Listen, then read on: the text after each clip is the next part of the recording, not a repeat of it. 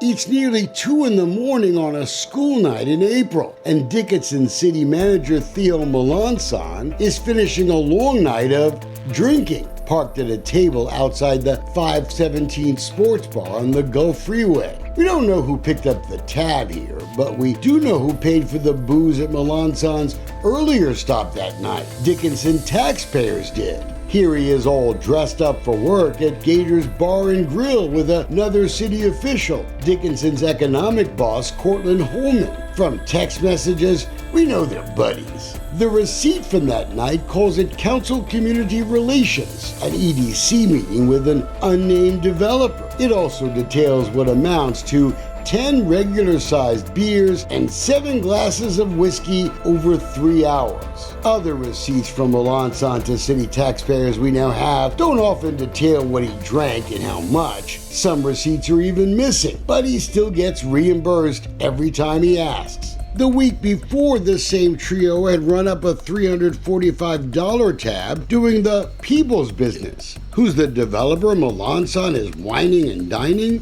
It's James Beers, the architecture firm Hafer Welker. The Dallas Business Journal says Beers is on the move. His moves apparently include carte blanche from Dickinson City Hall to try to design and help sell Dickinson's future. But here's something weird. The city is also telling developers who want to do business in town to hire this guy too. That's a major conflict. Before they hit the bars on April 19th, we see Beers in a car with EDC Director Holman in the Gators parking lot.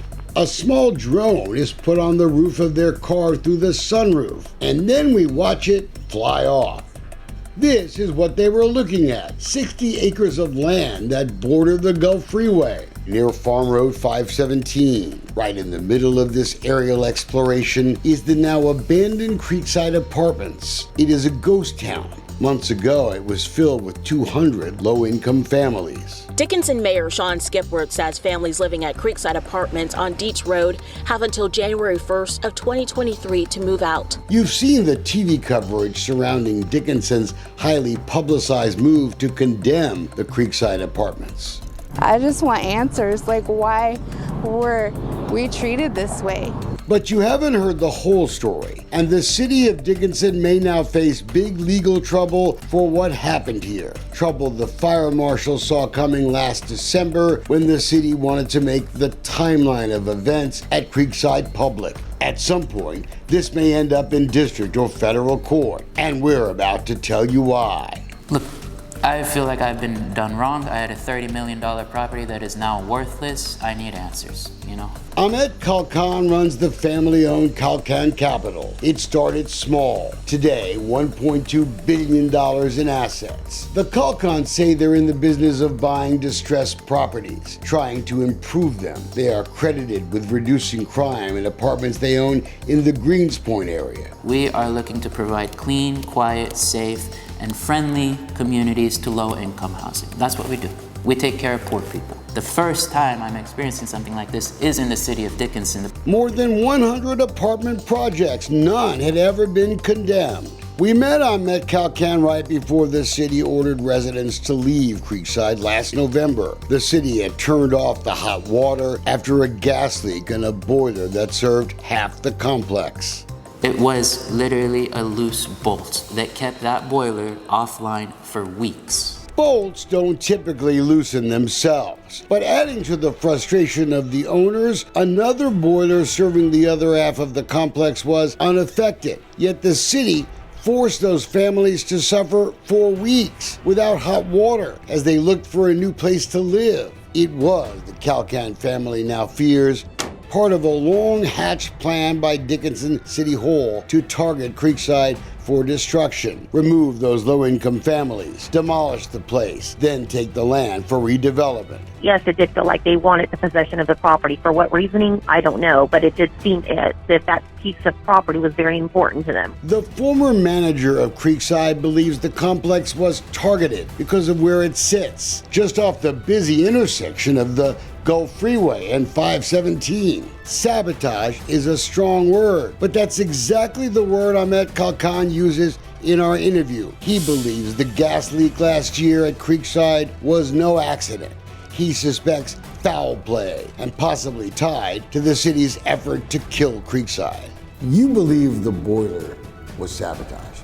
Yes, I do believe the boiler was sabotaged. Sabotage because the city wanted Creekside gone. In a matter of hours, a full 85% of Dickinson's homes and businesses were fully inundated with water. Creekside was all but destroyed in Hurricane Harvey. A developer began to remodel and rebuild, but simply ran out of money. Then the Calcan family came in to finish the job. They say they've spent millions on infrastructure, wiring, electricity, and apartment interiors. It's a situation. It's very disgusting. It's nasty. It's unsanitary. Old sewer lines produced ugly pictures near one of the apartment units in the fall of 2021. We see the Dickinson city inspector issued 4 citations. The year before, there were a couple more. But she tells us the owners of Creekside always fixed what she asked them to fix. After those inspections in July, there is record of only one written complaint received by the city about Creekside, a busted water pipe. Toilet paper. There are no citations issued. The city has no records of any communications between the city and the Calcan family in the next several months. But in early May of last year, city inspectors and police descended on Creekside, getting residents to voluntarily let them inspect inside their apartments. There are allegations city employees told residents not to pay rent anymore. City officials literally walked onto our property, our private property, knocked on doors, and convinced the residents to not pay rent. And in July, a private company paid by the city provided pictures of exposed wires, broken hand and guardrails, pictures of mold on apartment walls, fire hazards. The city's former communications director says they all went out to Creekside after a single caller reported she was in the hospital with sepsis because of mold in her apartment. But the city can produce no records of the complaint, and inspection reports, both in May and again in July, don't mention where, if anywhere, the mold was found. Our property records did not indicate that we received any complaints in the previous months or weeks. The timeline now tells us what really appears to have happened here. The city decided to get rid of Creekside, then set out to find the evidence necessary to pull off condemnation, depriving the owners the chance to repair any possible violations of city ordinance. In June, Mayor Skipworth declared in an email, quoting, "I am proud of the work we are doing to get this place shut down." By then, M.I. Lewis, that social service agency, was suddenly fielding complaints about mold. Quoting, "We had a client come in earlier this week with open sores covering her body due to the mold situation at Creekside. We can't find any other records on that woman, and M.I. Lewis won't talk to us." In September, the Building Standards Commission voted to condemn Creekside, but those folks changed their mind after hearing of promised repairs. I'm willing to continue improving this property to your satisfaction. I have no problem with this. But then that curious boiler incident sealed Creekside's fate. The city refused to turn back on the hot water, even when the gas leak was stopped. All Creekside residents were forced to relocate. Theo, when did you guys decide to condemn Creekside? That wasn't me, that was Building Standards Commission. So before then, you weren't planning to condemn it?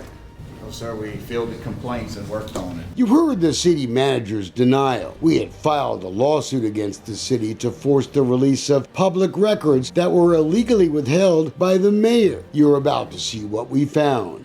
It kind of was just like a bomb that dropped on your lap, you know? And you're thinking, okay, why? It's a draft press release dated May 3rd, 2022 by the city's now former comms director, announcing the planned relocation of Creekside residents. There's a quote from the mayor about the strong message they're sending to landlords by shutting Creekside down.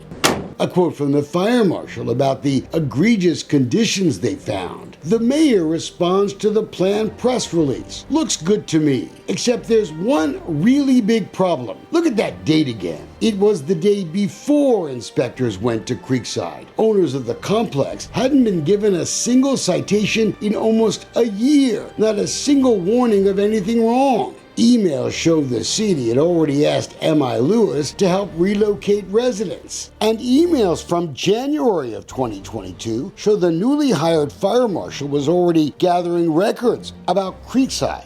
It is to the Kelkan family evidence the city may have set out to kill Creekside because the city wanted their $28 million property for something else. It's disappointing. It's disappointing. You know, there's a lot I could say about it. It's just the initial question is why. It's unclear how our investigation may complicate the ongoing talks between the Kalkan family and the city about what happens next, because there's even more intrigue. The Kalkans, we learned, proposed demolishing Creekside and buying up to 60 acres, all the property that drone was surveying, designing what surely would become the biggest redevelopment project in Dickinson's history. Here are the plans. A $700+ million project, nearly $750 million investment. A town center, city hall, and the police station would move here. Well, we brought the city planners, we brought the architects, we brought the investors, we designed the entire project. But Mayor Sean Skipworth blocked the planned announcement of the Dickinson Town Center in the middle of his campaign for re-election. We don't know why. And save for a few townhouses, that promised big $150 million redevelopment on Water Street sits almost untouched. And now there's Creekside. It sits as a deteriorating ghost town. We will convene into executive session at 6:53 p.m. You can see how quickly the mayor got out of the council chambers the other night. He won't talk to us anyway, but we know he must watch our investigations. There have been a lot of hit pieces. I mean, I'm the Dick of Dickinson, as everybody heard, right, on YouTube, right? That's my moniker, apparently. But in all those thousands of emails and text messages we've looked at in our ongoing investigation of Dickinson City Hall, we did learn that Skipworth's own employees have another nickname for his honor, the Lord of Dickinsonshire. That's sweet, but I like ours better.